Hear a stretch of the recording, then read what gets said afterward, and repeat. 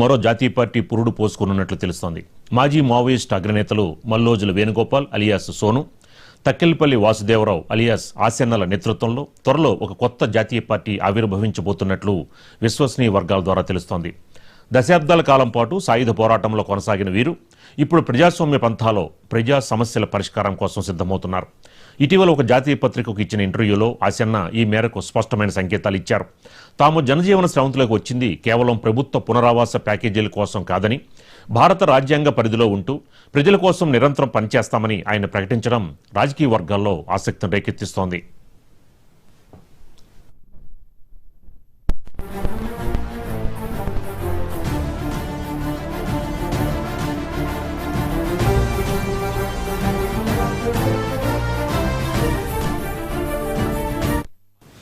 గత అక్టోబర్ నెలలో సోను తన 60 మంది అనుచరులతో ఆసెన్న 210 మంది కేడర్తో భారీగా ఆయుధాలను అప్పగించి లొంగిపోయిన సంగతి తెలిసిందే.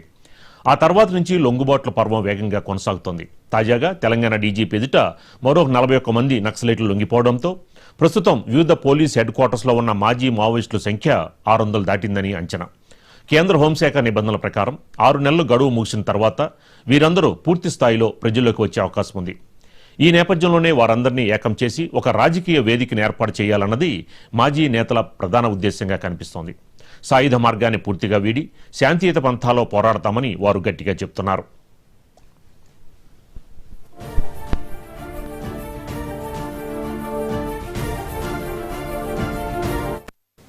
కొత్త పార్టీ నిర్మాణానికి సంబంధించి ఆసెన్న ఇప్పటికే కొన్ని కీలక అంశాలను వెల్లడించారు. ప్రభుత్వం నుంచి పునరావాసం కింద అందే 40 లక్షలని స్వంతానికి వాడుకోకుండా ప్రజా ఉపయోగ పనులకే వెచ్చిస్తామని పేర్కొన్నారు. అంతేకాకుండా పార్టీ కార్యకలాపాల కోసం ప్రభుత్వం నుంచి భూమిని కేటాయించాలని కోరనున్నారు. తాము ఏ రకమైన ప్రైవేట్ వ్యాపారాలకు ప్రవేశించబోమని, నిస్వార్థంగా ప్రజాక్షేత్రంలోనే ఉంటామని స్పష్టం చేశారు.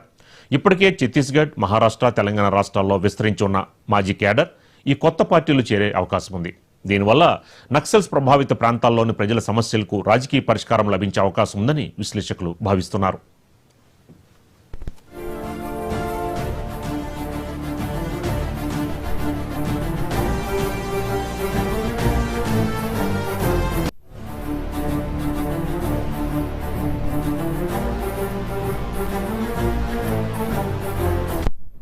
అంచనాల ప్రకారం 2026 ఏప్రిల్ లేదా మే నెలల్లో ఈ కొత్త పార్టీ అధికారికంగా ప్రకటించబడే అవకాశం ఉంది.